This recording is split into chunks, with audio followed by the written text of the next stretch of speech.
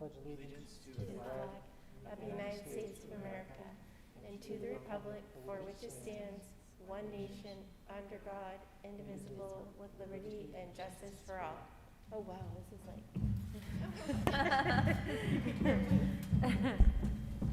Hey, Trevor. I should have been a moment more patient. And we won't make him repeat the pledge. Okay, we have had no one request opportunity to comment on items not on the agenda, nor, I believe, do we have anybody present who will make public input to budget priorities. I don't see anybody out there. I think the people who are in the audience have made their views on the budget plain. Thank you. That will move us then into the report of the secretary. May I please have a motion to approve the minutes of our last meeting? I couldn't really hear you. So I move to approve the minutes of the meeting of Wednesday, March 17th. I'll second. Okay, thank you. That was Sue and Jen. Did anyone have any comments or corrections?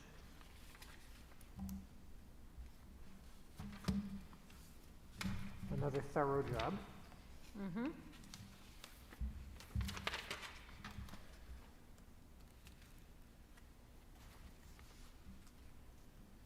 All right. If there are no comments or questions or corrections, all in favor, please? That's 4-0. Thank you. That moves us to the report of the chair. I have two items. The first is that our next town officials meeting will be held on April 14th. That will also, I presume, be a Zoom meeting, and therefore likely at 9:30 a.m. An invite will be sent out to the board members who wish to attend. Second item on the report of the chair, we just held another in a series of budget workshops. Today's covered the Elliott Central Elementary Schools as well as the Great Works School and the transportation budgets. Thank you to everyone who was involved in preparing those presentations for us. It was good work. I think those budgets all look like they're in good shape. Does any board member who was present have any comment to make on any of those? Nope. So we are continuing the march toward finishing the budget, which is excellent. Thank you. That moves us, excuse me, into the report of the superintendent. Perfect. Our first item on the agenda is a review of our calendar and asking the board tonight to make a vote actually to accept the calendar. I provided a copy of the draft calendar. There really hasn't been any changes since we last spoke. Just some highlights of the calendar. A little bit of a change. The 30th of August would be our first staff day, and then we would have another day on the 31st. School would begin for students on September 1st. And then the last day of school is June 10th, which is also graduation day, which obviously is not ideal, but it's kind of where that calendar falls right now, with things made a little bit tricky. What I had spoken about before is the November 2nd date would be a day that we would have a professional development day district-wide. That is due to the ALICE training that we want to be taking part of, where we need to get the entire district staff trained in ALICE. We'll train a smaller group over the summertime, and then we'll train the entire district on the 2nd. So, any questions about the calendar at all? Remember, at the SRTC is kind of the driving force, that we can only have 5 days that are in conflict with the other districts' calendars. So, I have no questions. no questions? It'll come up for a vote later in the agenda. I received a phone call from the town planner from the town of Elliott, and they provided a picture of a proposed roundabout by the Department of Transportation. There's a single and a double lane roundabout. The picture is in your folders. They asked us for any feedback that the school might have, because this would be right in front of Marshall Middle School. And so it would involve Depot Road, it would involve Dow Highway. And so they have a multiple lane roundabout and then a single lane roundabout.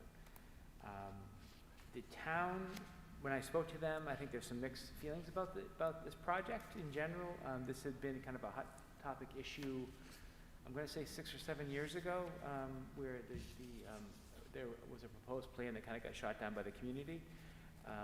I think the way the town planner mentioned it is he really wanted to kind of get the feedback from the school department, and he would really value what our feedback was. The only issues that concerned me that I could see, just through my eyes, is a worry about the number of walkers and bike riders that would access this roundabout on a daily business to kind of access Depot Road on the towards the riverside. And so that was kind of, for me, the biggest concern, and I just felt as though if that was going to happen, I'd feel a little bit more comfortable with a single lane as opposed to a multiple lane. I just feel like I worry about kids, again, crossing that road at a busy time, and obviously part of the idea of a roundabout is to speed up traffic and to speed up the traffic flow. And so I just think that's is contraindicated to what we're trying to do. And so one of the concerns that I shared was that with our work that we had done, trying to get traffic light here at the high school, the goal of the Department of Transportation is to speed up and make the traffic more efficient. Mm-hmm. And ours is to try to slow things down and keep things safe. And those sometimes are in conflict with one another. So is there any feedback anybody would like to provide me that I can share with the town? Yeah, I just thinking about the roundabout that was placed in Durham, and the extra lights and so forth, because there's obviously lots of walkers in Durham. So perhaps when they're discussing that piece of the walking crosswalk, I think I see on this chart, is adding some blinking lights on either end to make it apparent, and then perhaps us as a school could also have a duty person out at the crosswalk crossing the students at release, and then someone standing there in the morning, but as a staff duty opportunity. I think maybe we could consider that as well. I don't know how you feel about that. That's a good question, Heather. Oh gosh, I keep hitting the microphone, sorry. I wonder, you saying that, is that something that the town would want to provide? I know that we do that in downtown South Berwick, that's something that's provided by the town of South Berwick. I'm not sure the jurisdiction of a school employee, but if there was a police officer or a crossing guard, is that something that the town's looking to do? So I can certainly ask that question. That's a great point. Yeah. Right. And if they have any plans of adding some extra flashing lights in that vicinity of the crosswalk, that would be great to know. Maybe it's already in here. I haven't reviewed the packet. I don't believe there's specific mention of lights associated with the crosswalk. In fact, I just now noticed that there is a crosswalk marked on here, that's a plus. In my sense, and this is just me, from what I heard making a judgment, I did not seem to feel like there was overwhelming support of this plan at the town level in the town of Elliott. No. Just to be 100% clear, just so. So I want to mention, and you and I had a conversation about this the other day. Coincidentally, Freakonomics Radio had an episode on roundabouts in the past week or so. I misspoke, John. It's not that the number of accidents are reduced, it's that the number of serious accidents and deaths are reduced at roundabouts versus lighted intersections.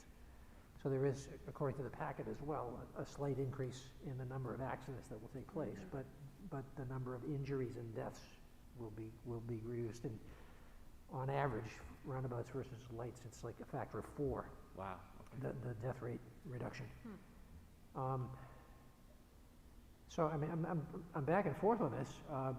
The safety of the kids crossing is, of course, our paramount concern, right?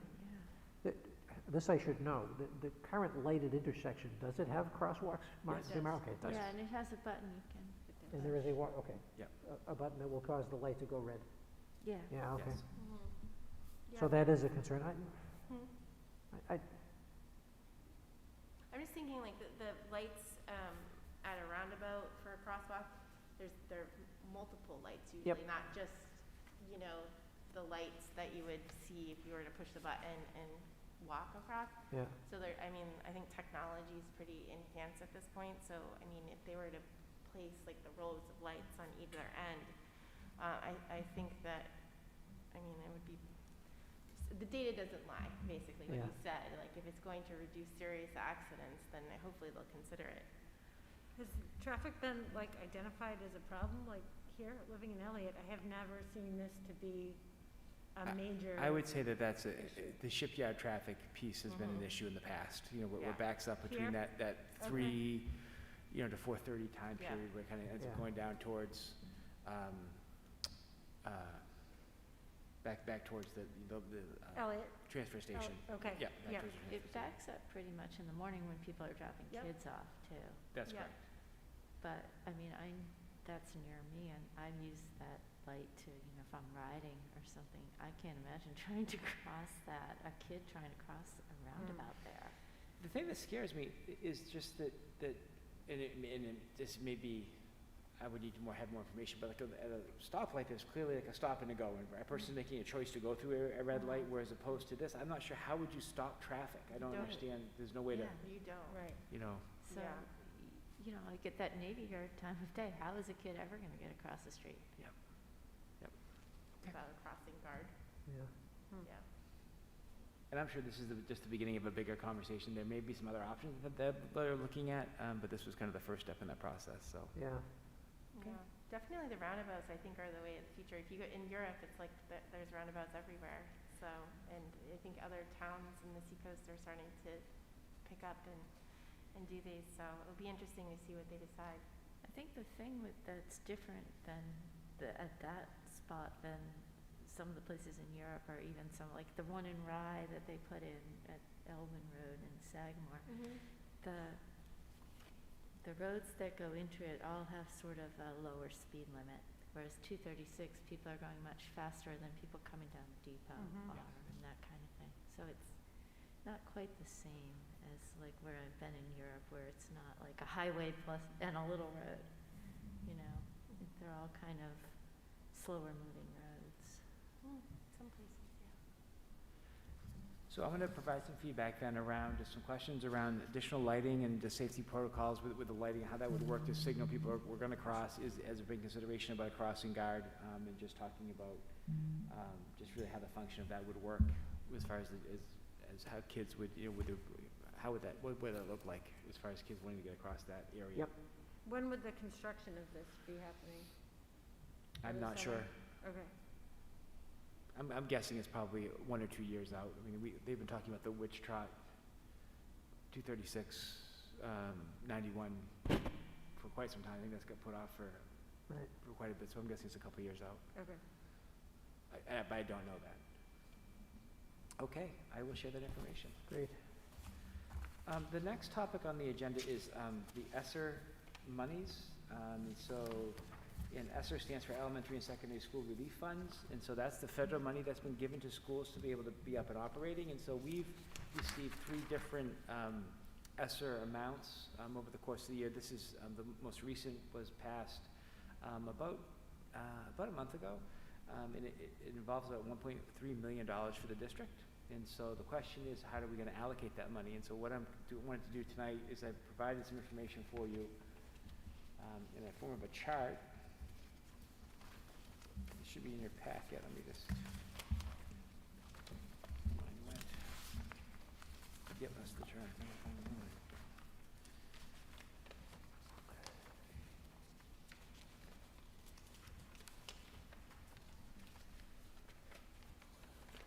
I think it's in my budget book. Jack, can you show them the chart that was in your packet? Is it one of these? That one, or this was the chart? Yes. It should be in everybody's packet.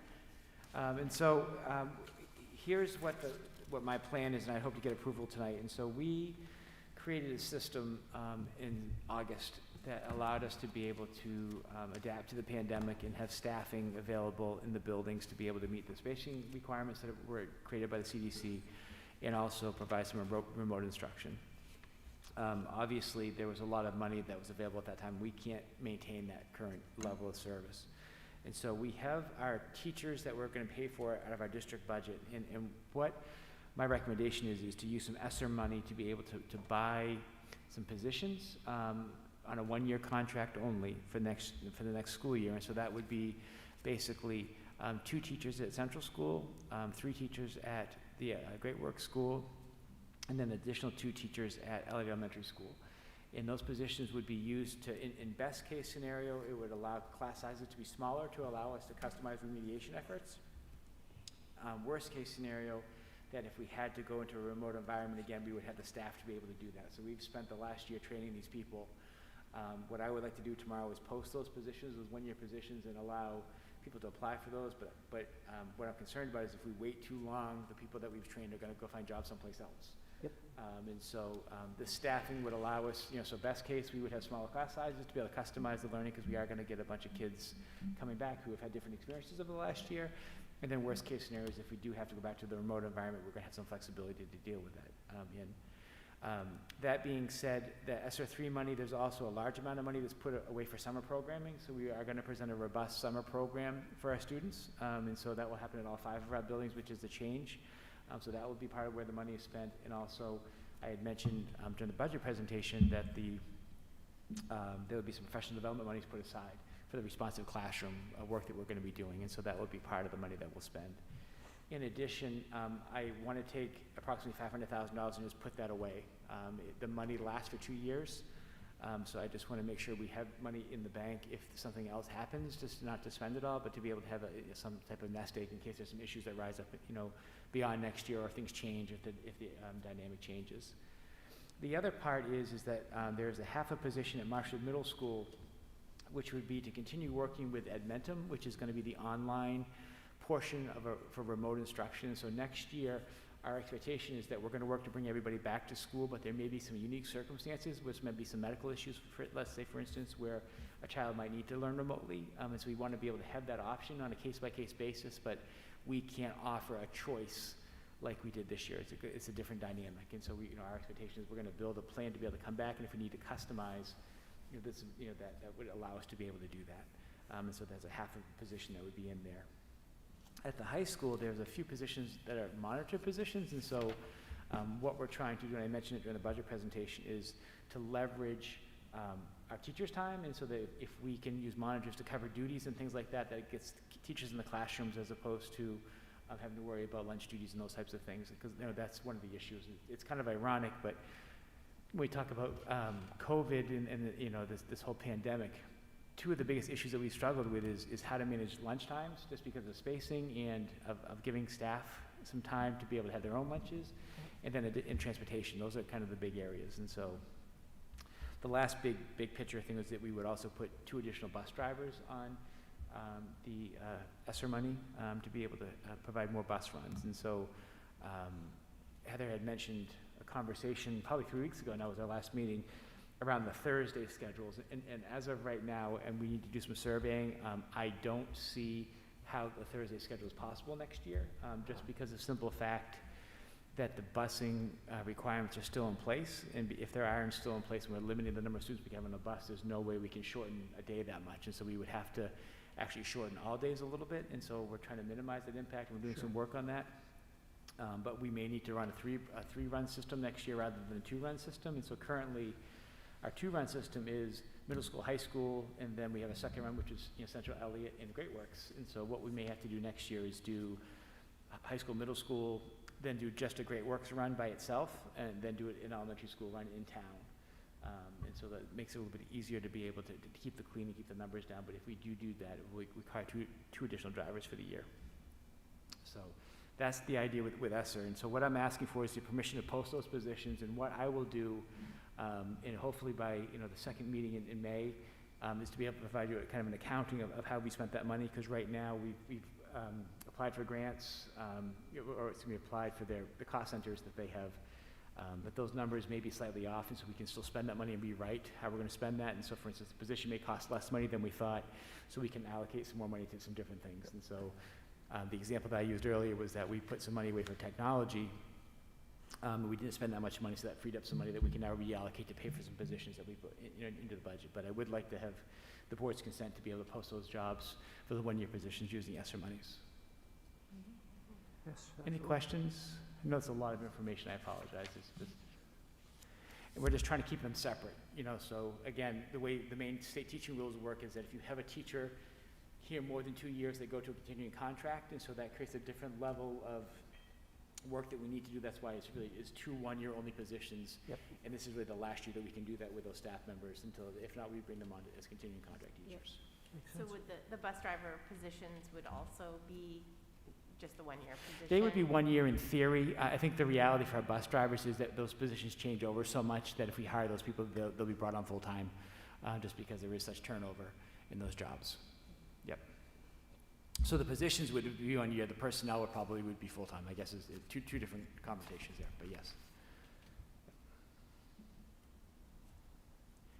Is that okay to go forward with that plan? Yep. Yes? Okay. Sounds good. Okay. I sent a letter out last week. I hoped to provide some clarity and just to really kind of let people know how tricky the current situation that we're in is. And so in some ways, I think people are really excited that, vaccinations are out and there's some positive news, but at the same time, numbers of positive cases are up right now. And so how do we find that balancing act? So the CDC came out about 2 weeks ago with some new recommendations for us. And so in the past, what they had said is that 3 to 6 feet was the social distancing recommendation that they had. And so what has happened now is they've said that you can go below the 6 feet, basically is what it is. You can go as low as 3 feet if you meet certain criteria. So our elementary schools would all be eligible to go down to as low as 3 feet. I'm not going to ask for that because I don't think that that's the right decision right now. What I'm going to ask the board is that if we can go below the 6 feet, I think right now, for the most part, our parents are where they want to be. The kids are where they want to be.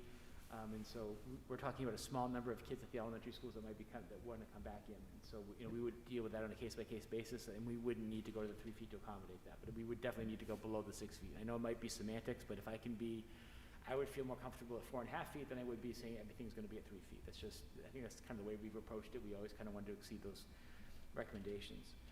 The middle school, by rule, and it's all around cohorting, and so cohorting technically means that a group of students travels with a single teacher or alternates between teachers over the course of the day. The students don't change. And so our middle school, elementary schools all really have a cohorting model.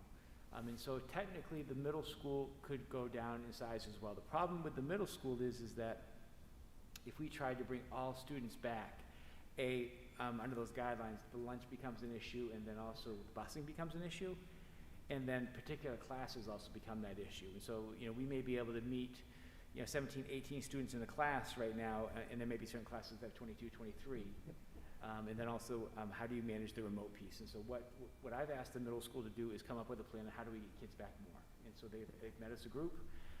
How do we keep the safety at the forefront, but at the same time, we want to increase the in-person experience for our students. And so the middle school is in the process of doing that. They've got a committee together that they're looking at that. They've done a survey for parents. At the high school, it's a little bit different. The high school technically is not a cohort. And so I think we've used that word, and I've used it myself erroneously. I think what we've done is we've grouped kids together to minimize impact amongst one another, but it's the same group of kids aren't necessarily traveling together. So Sydney doesn't have the same 10 kids that she goes to all 4 classes with all day long, because if we did that, we would have lost the ability, if Sydney wants to take, calc, AB, and I want to take, algebra, even though we might be in the same cohort, we wouldn't be able to do that. We would all have to be kind of in the same math class, so to speak, or the same ELA class. And so because of that, the high school still needs to maintain that 6-foot social distancing piece. And so what I've asked the high school to do is to be able to talk about how can we offer students to come back, 4 days a week who want to be back 4 days a week. And so we need to kind of target that because, again, it's tricky. And so, like, if you looked at just the seniors, let's say, which would be a logical way to do it because it doesn't impact transportation for the most part. I mean, it would be, but it would be a minor impact. But when you break up the numbers, when you start putting course loads and kids back in classrooms, we're not able to accommodate that using the 6 feet social distancing. So we had to find some ways to be able to do that. So the high school's working creatively around creating that schedule for those kids who have that opportunity to kind of come back, and then also targeting some kids who may benefit from coming back for those 4 days a week. And so that would be the plan going forward for the rest of the year with those schools. And so really minor impact at the elementary schools. I think a handful of kids may want to try to come back in person. I think most times we can accommodate that. The catch is this, is that teachers always have to be at 6 feet, so that hasn't changed. And so the adults always have to be at 6 feet, and then anytime you eat lunch, you have to be 6 feet if the mask's off. And so even if you're in a classroom, let's say, so at the middle school, they eat lunch in the classroom. And so they are at 6 feet social distancing in the classroom, and that's fine, they can have lunch together. But then the moment you start bringing in people to make it less than 6 feet socially distanced, you have to go someplace else to eat. And so Yep. it adds a whole nother layer. I know it seems small, but that multiplied by, 28 classrooms creates a functional issue that you've got to be able to figure out systematically. And so I don't have concerns about creating a system in the fall to be able to do that, but to do that now, once the plane's in flight, is very, very difficult. Yep. And so some states are saying everybody must be back in school, and so the question of how do they handle that is we also have the issue around staffing, where we have staff who have some medical needs. And so if you were to do that, would you say all remote students have to come back? Does everybody have to come back? Do you still want to keep choice? Like, there's some variables that we had to do this. So we felt like this was the safest way to do it. We tried to, give more of an experience, but then customize it as best we could based on the building. So that's kind of been the CRA, kind of our most recent COVID update. And the target for implementation is early May? Yeah, May Yeah. 3rd. And so where did May 3rd come from? May 3rd came from looking at if staff were going to get vaccinated, they would have to be, if it's the Moderna or Pfizer, that 3 to 4 week gap in between the first and second shot, and then an additional 2 weeks after that. And that puts us right about the beginning of May. So the May 3rd date made the most sense. Sure. I still have concerns about our staff members that live in New Hampshire. They're still, they're just being able to access the first round of vaccination, so those people will probably be pushed out to the middle of May. That being said, particularly at the middle school and the high school, that's why I think the 6 feet is still an important part, because there is no, you don't have to be vaccinated to be at 6 feet, because that's where we're at right now. I mean, obviously that's what we want to do, but I think that's probably a reasonable approach. That's why we chose the 3rd. Will you have the tents will be back up? Tents will be back up April 26th, which is that Monday, which is good news. The other thing about tents, we had a really positive conversation, is that graduation really looks positive. There's some good conversations. And Rob Scully, myself, and Tony Bourbon, and our 2 nurses met on Friday. And there might be some opportunities for some outside gatherings for kids. And so, for instance, maybe the 8th grade social can be outdoors. If you are 6 feet apart, outside, you're okay. You don't have to do any close contact tracing if there was a positive. So that's really a really good thing. Some of the things we might have to think about is that maybe let's just say the 8th grade social, you don't serve food, because once the mask comes off, then it becomes a whole nother level of contact tracing. So we need to be really careful of that. So just trying to be able to, how do we create this experience for these kids to be positive and feel good about the end of the school year, get the kids engaged, bringing them back together, and at the same time, not creating a situation where, my biggest fear was that if we had a, senior banquet, let's just say, and they served dinner, and kids had their masks off, and all of a sudden there was a close contact, and all of a sudden we go from having 180 kids walking across the stage at graduation, we have 60. Like that becomes a real issue. So how do we mitigate the risk there, knowing that there's some pretty important events coming up for kids? So there might have to be some compromises. So maybe rather than having a dinner, maybe you hand out cupcakes as kids leave, or things like that, to be able to bring them together, but maybe change it a little bit how we're doing it. So right now Rob's done some surveys with some people at the high school, and kind of working that through. I know Tony's working with the families at the middle school as well. So I thought that was some good news. That is good news. And are you considering like all of the different special events, like the prom and things in the tents outside? I think my understanding, speaking to Rob 2 days ago, is that he's surveying students to kind of get some student voice around the prom and those types of things. Do they want to? I think the question that Rob had said to me was that, do you want to do an outdoor prom now where you can't necessarily dance? It's like a no dancing type of prom. I guess you could fast dance, but you have to be 6 feet apart type of thing. Or do you want to try to wait until the fall and try to do a more formal prom in the fall, and trying to get feedback from kids around that? And so just trying to really activate student voice around this is really an important part of it. It's definitely, whatever we do is going to be different than we've ever done before, that's for sure. But I just think anything that we can do to start bringing kids together in a social setting is really, really important. I mean, I can speak for myself. I know when we were outside talking, of just seeing the kids getting off the girls' lacrosse bus, just happy to have played a game and just being together. I mean, like it doesn't really matter who won or lost the game. It's about those kids being together and having that experience and trying to create those opportunities for all the students. So, yep. Any questions? Does that make sense to everybody? Yes. And I know that there are some people who think, okay, we could be at 3 feet, let's just, say everybody has to be back, but we have, I get as many phone calls of people saying, we're happy with where we are right now, we're still not comfortable, my child still isn't vaccinated, I'm worried about that, as people who are saying everyone needs to be back right now. Yep.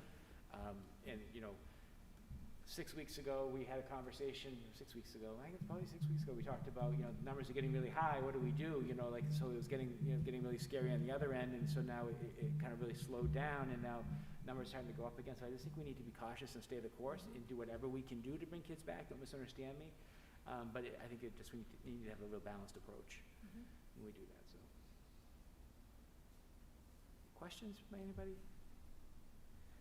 Okay, so I am going to, as a result of this meeting, I am going to allow the principals to post the one-year positions. I think Jerry stayed here just to hear me say that, because I think he's getting hounded every day about this.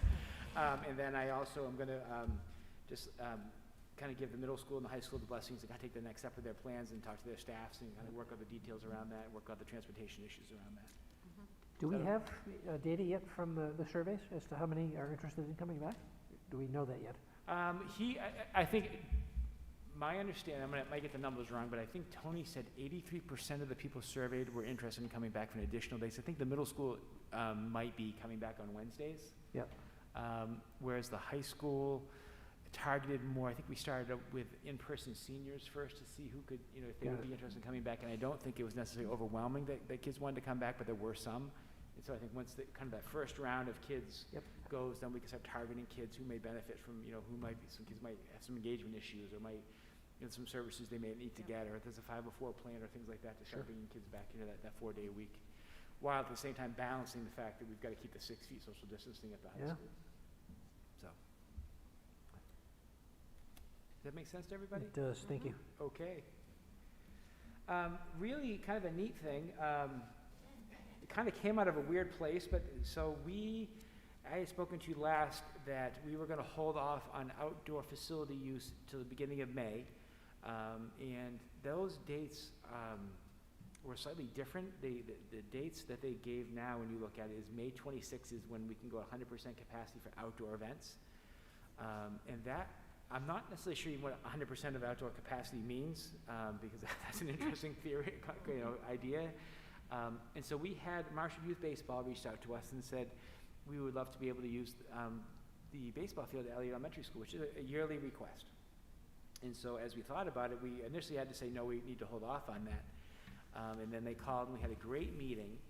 And so what we were able to do is ask that group to create a plan for us. And so what they've done is they've said, okay, so our questions were, how do you make sure that you're limiting it to less than 100 people at one given time, which is the clear state guideline about the outdoor stuff. How are you going to make sure that people are 6 feet apart? How are you going to make sure that people are wearing the masks? Because we're not going to manage it for them, but if it doesn't work, then we're going to have to pull the plug and say you can't do it. Yeah. And they created a beautiful plan, great, partnership with the community, and so we're able to approve that.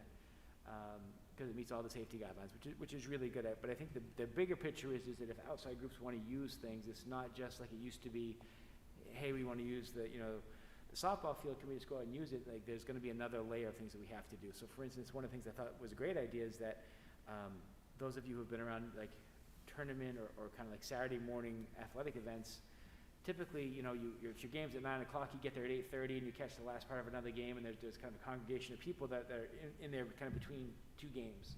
And so what they said is they're just going to have an hour gap in between each one of their games. And so basically you're going to eliminate that overlap, which I think is a great idea. Yes. But again, just great teamwork. Greg Sessler was fantastic, working with him. But out of that, he came up and said, John, at Elliott Elementary School, we've had a building that we've used as a snack shack for years, and it's really beat up on the inside, and we're going to put some money into renovating that on the inside. And so just I wanted to share with you that they're going to be doing some volunteer work to be able to clean that up. I guess it's pretty nasty in there right now. We did some painting on the outside a couple of years ago, but the inside is kind of been their thing, and so they're going to do some work for us, and just, again, great partnership with their kind of volunteering to kind of upgrade our facilities, which is just a really nice thing. So I just Very wanted to cool. share some good news with you about that. And that concludes my report. Okay, so I'm just going to give a little update on the senior activities for the end of the year. So right now, hopefully it can happen, but we're planning a Color Run 5K in late April, early May, and we're partnering with Seacoast Printing. And the seniors are also going to be having a drive-in movie night at the Saco Drive-In like the seniors did last year. And we also have a few more community service opportunities since time's running out for the seniors to get their community service done. So we can write letters to local nursing homes, and then also join of the local beach cleanups with Interact Club. And the class of 2022 and the senior class are donating a community garden and an outdoor learning space on campus. And they're going to be participating with Wentworth Greenhouse to make that happen. Student government has started a weekly newsletter, and they all have different themes. So the first one's going to be wellness, I think. Yeah. And it's going to have stuff like teacher interviews and interactive polls and tips and advice and just current events, stuff like that. And we're just trying to really build student engagement and community, even though it's kind of the end of the year, but just build as much as a community as we can. And then last thing I have is that tonight is the virtual spring musical, and it's more of like a showcase of songs and scenes and monologues. So currently we are seeing the spring sports to be running pretty smoothly, and students are fairly happy to have a normal season compared to other like winter sports and stuff like that. So tonight, like what Mr. Cavalier said, the Crossroads scrimmage today in York, they ended up winning 14-8. And since this past meeting, we've seen the winter sports like volleyball and Unified come to an end. Unified had another undefeated season, going undefeated for 2 years in a row. We see the first track meet being the 15th, and this week was the first week of quarter 4. We're also seeing AP exams getting closer and closer, and teachers are starting to prepare for that. And I think within this week, juniors' SAT scores are going to come back to them. I think it should be around then. There was an email that sent out, but I think I missed it. And that's it for the student report. I want to jump in. I was going to know this is your moment. Well, it is, yes it is. So I finally, shame on me, got around to catching a Unified basketball game, and I'm so glad I did. It was a fantastic experience. Congratulations to all of them for the undefeated season, of course, but just the experience itself was so uplifting. It was wonderful. Also happened to catch the first stream of the one-act play, which I think one of you reported on in our last meeting, and I thought that was fantastic as well. Nicely done to director and actors. Thank you both. Okay, that brings us to correspondence. We did get correspondence from Janet Gould. The district made a contribution to the Robert Perham Memorial Scholarship Fund, and we received a lovely thank you letter from Janet Gould. The scholarship, they're planning to fund an annual $1,000 scholarship for a Marshall High School scholar athlete who demonstrates the values and personal qualities that Janet's father stood for. So this is a lovely note. I'll make it available if any of you want to have a look at it later. So Janet Gould was a longtime special education teacher here at the high school. That her father was for many people who are residents of Elliott and South Berwick, taught them driver's ed through here, and they also has the gym named after him at Elliott Elementary School. So just very nice and very nice of Janet to do that. And actually Janet's son is the assistant principal at Wells Middle School, I believe. So just kind of a legacy of educators that Mr. Perham created for himself. So Thank you. Next is the report of the committees. Finance and Facilities will next meet on April 28th. That's in 3 weeks. Ed Policy will also meet on April 28th, but they did meet on the 24th of March. Jen, would you mind just quickly going through your notes from that? Yep, sure. So Thank you. tonight we have 4 policies coming for our first reading tonight. So first we discussed IKF, which is graduation for special ed policy, and there was some changes that Drummond Woodsum had recommended as it relates to IEPs and graduation, students with IEPs and graduation requirements and participation. So we'll be bringing that for first reading. And then KLG, which pertains to relationship with law enforcement authorities. Law enforcement authorities. And that was just revisiting that. There was no changes except to cross references. So that's coming for first reading tonight. KLGA was also relations with school resource officers and law enforcement authorities. And The only change there was to consider adding memorandum of understanding for reference there.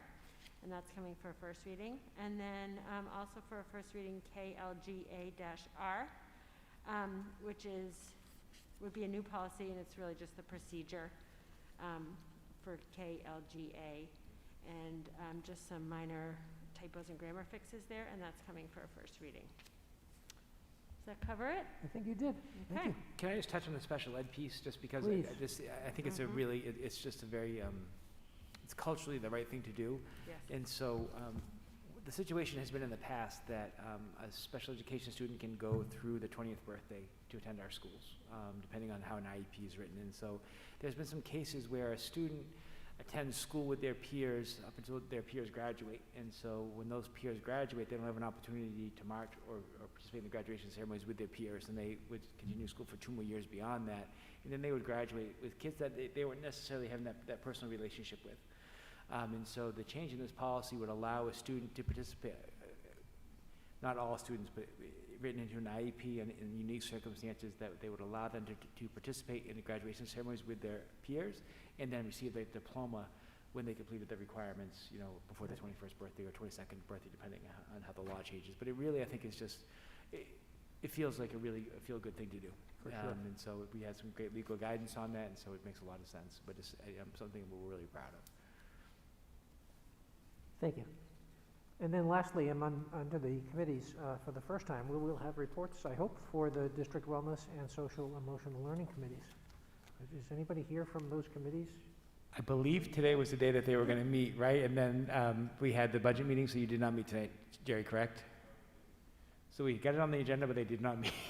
So they'll meet on the Okay, 5th of so the... we'll defer that to the next meeting. Yeah.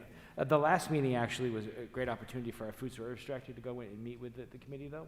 And they also talked about some surveys that they're doing around social emotional wellness of our staff.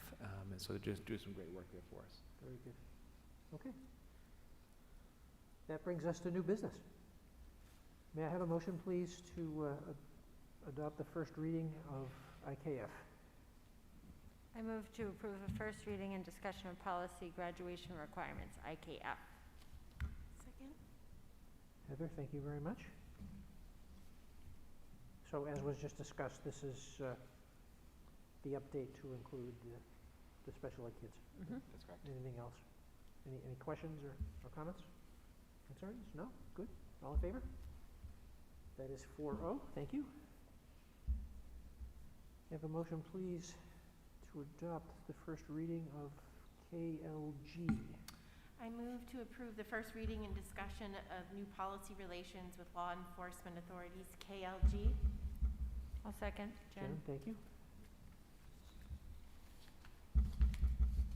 Any questions on this? This is an existing policy, right? And we're just, That's correct. yeah, updating with not much change, if any. Couple of cross references. Yeah, the next one's the new one, yes. Yeah, okay. Any questions, comments? All in favor? That's 4-0. Thank you.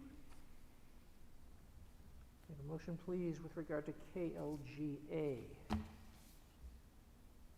I'll move to approve a first reading and discussion of policy relations with school resource officers and law enforcement authorities, KLGA. A second. Sue has the second. Thank you very much. Okay, so this is actually a new policy. This is something that we Correct. got from Drummond Woodson. That's correct. It spells out relationships specifically for SROs. Yes.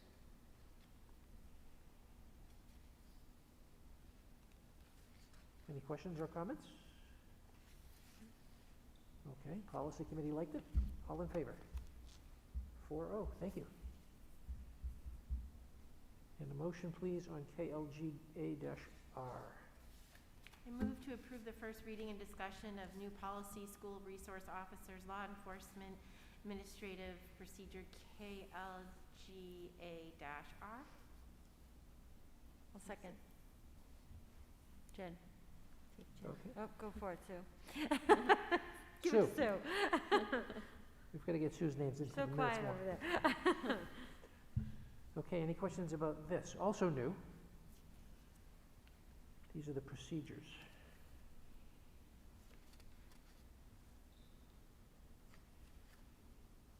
Didn't see anything objectionable. Any questions or comments? No? All in favor? That's 4-0. Thank you. This next is a motion to approve the request from the Elliott Community Service Department for bus use. I love these when these come up. This is theoretical. Of course. Just so everybody knows that they're, for both of these groups. I think they're just trying to get their ducks in a row.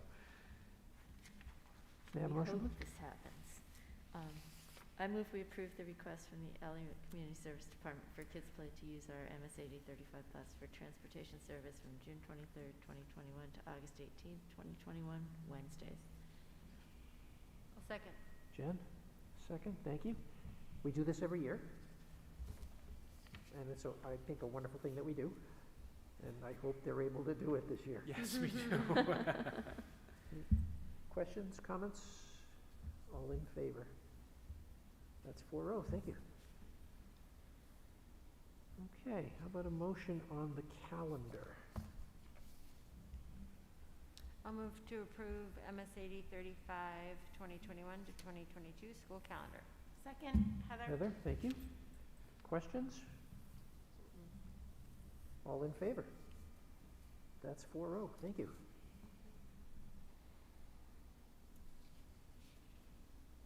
Last piece of new business is a motion around the South Berwick recreational program and buses.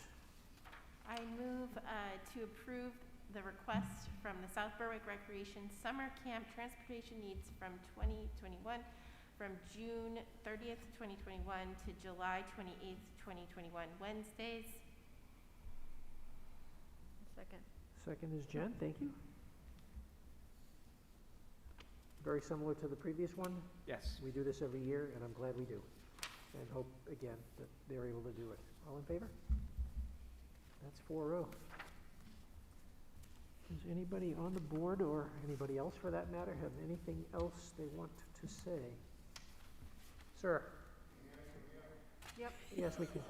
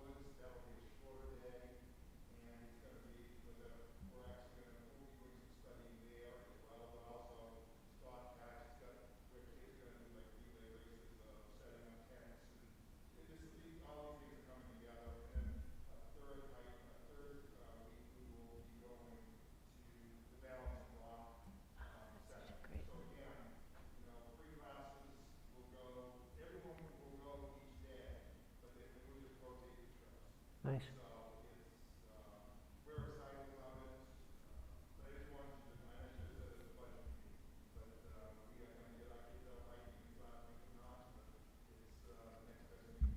That's great. Yeah, thank you That's so much great. for sharing that. I was wondering what would the next steps were going to be myself. In terms of the children from last year's 5th grade, do you think that perhaps we could do something next year in terms of little similar type, easier hikes?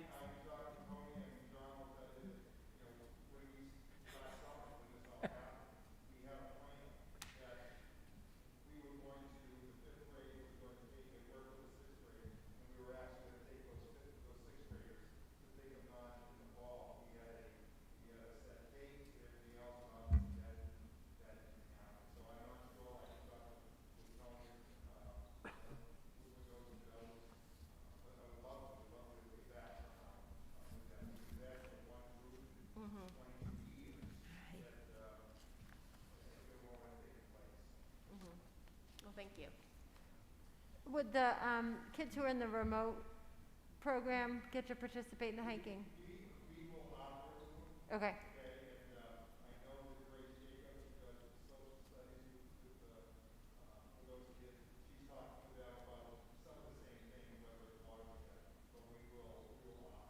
Great.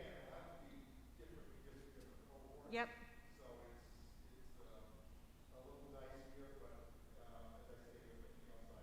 For Excellent. sure. That's wonderful. Yeah, it's great to hear that. Okay. We've come to that moment in the meeting. May I have a motion to adjourn, please? A motion to adjourn. I'll second. All in favor? 4-0, we are adjourned. Thank you all. Thank you. Thanks, everyone. Thank you all as well.